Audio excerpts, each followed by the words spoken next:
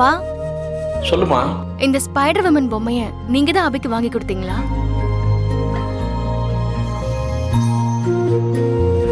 இந்த பொம்மையா?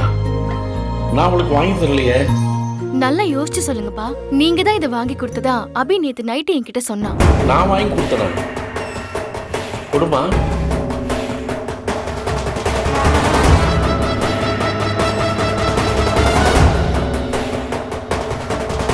இல்லையம்மா, இந்த மாதிரி பொம்மை நான் வாங்கி கொடுத்தது ஞாபகமே இல்லையே.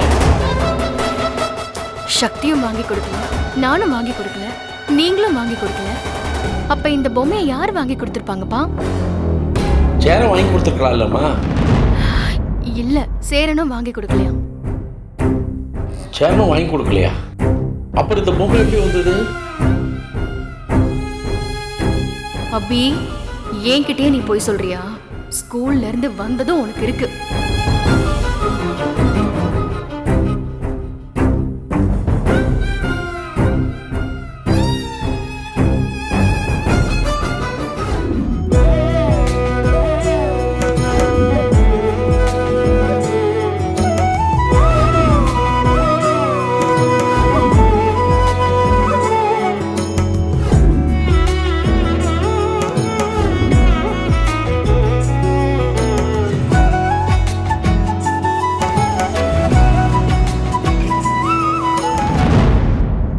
சார், நான் போய் வீட்டுக்கு தேவையான மளிகை ஜாமான்லாம் வாங்கிட்டு வந்துடுறேன். ம், சரி வேலு, நீ போ, நான் காரை பார்க் பண்ணிட்டு வந்துடுறேன். சரிங்க சார்.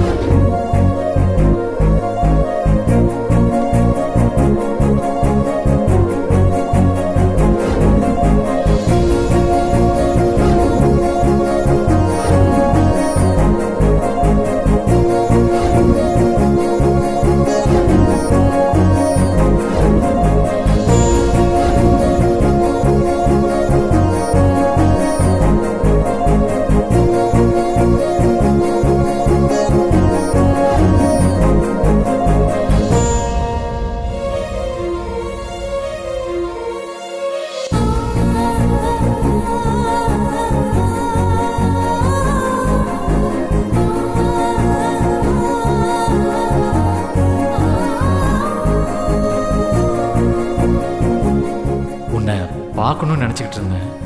நீயே என் கண்ணு முன்னாடி வந்து நிற்கிற.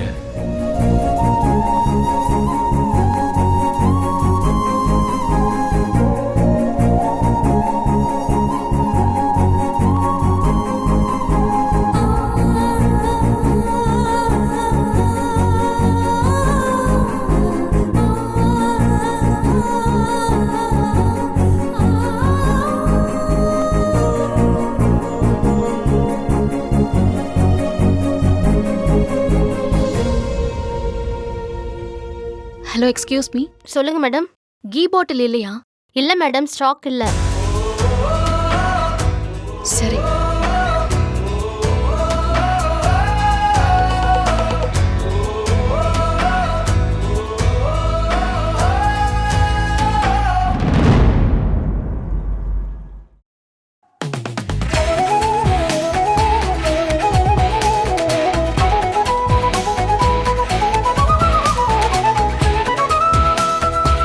சக்தி,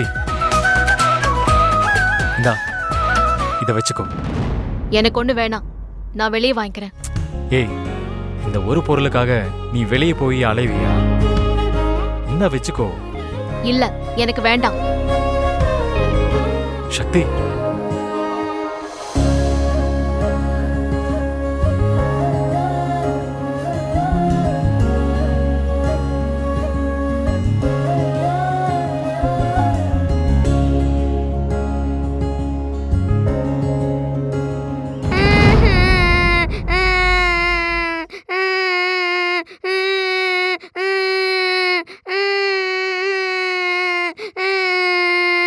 தம்பி, என்ன ஆச்சு? ஏன் அழுவுற?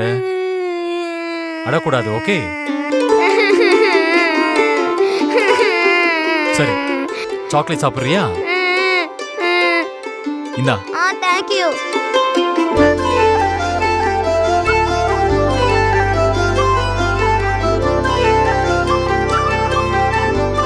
ஏய் உன்னதான் சாக்லேட் சாப்பிடக்கூடாதுன்னு சொல்லியிருக்கல, கண்டவங்க வாங்கி கொடுத்தா சாப்பிடுவியா?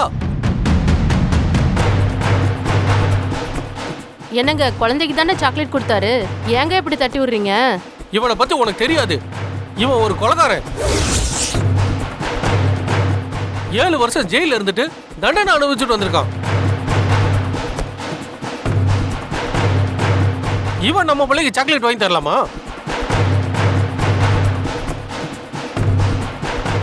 ஒரு கொலை பண்ணிட்டு சாதாரணமா பொது இடத்துக்கு வந்திருக்கான்.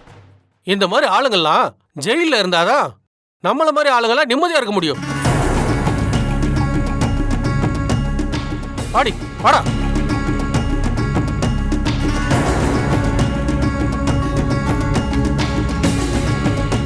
என்ன வேலு, அவமானமா இருக்கா? இப்படிதான் நீ ஜெயிலுக்கு போனதுக்கு அப்புறம் என்ன பல பேர் கேள்வி கேட்டாங்க. வெளியே முகம் காட்ட முடியாத அளவுக்கு அவமானமா இருந்துச்சு எனக்கு. அதனால்தான் ஊரையே காலி பண்ணிட்டு இங்கே வந்துட்டோம். ஆனா நீ இங்கேயும் வந்துட்ட. தயவு செஞ்சு நீ அபி கிட்ட பேசி பழகிறத நிறுத்திக்கோ.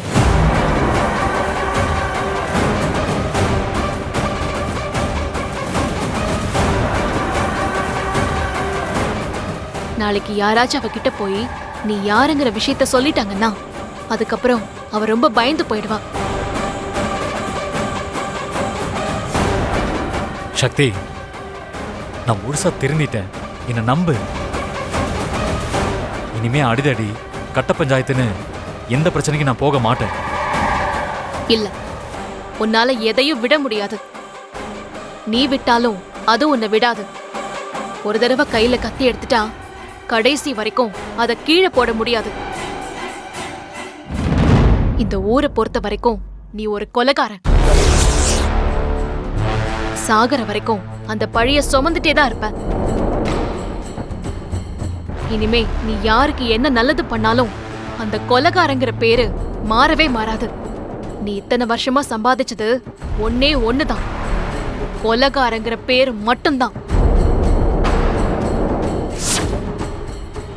தயவு செஞ்சு இனி அபி கிட்ட இருந்து விலகியே இரு.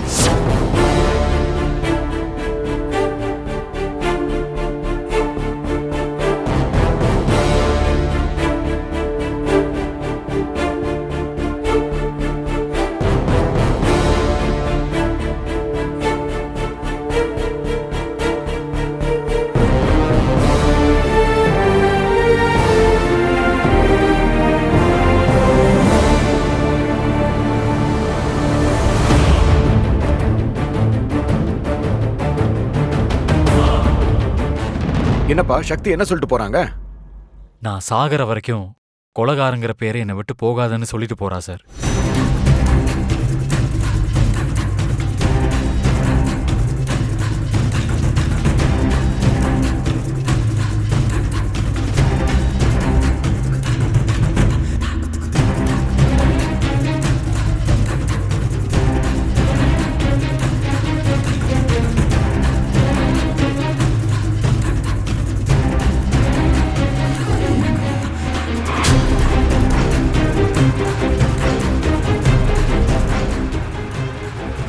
வேலு, இப்ப வரைக்கும் அந்த கொலைய நீ பண்ணலதான்ப்பா எனக்கு தோணுது. உண்மையிலேயே அந்த கொலையை பண்ணது யாருன்னு இப்ப யாது என்கிட்ட சொல்லுப்பா. நீ யாரையோ ஒரு பொண்ணை காப்பாத்துறதுக்காக தான் இந்த கொலைப்பழியை சுமந்துகிட்டு இருக்கன்னு எனக்கு நல்லாவே தெரியும். நீ தான் தண்டனை அனுபவிச்சுட்டு வந்துட்டியே, அதுக்கப்புறமும் அந்த உண்மையை சொல்றதுல உனக்கு என்னப்பா தயக்கம்?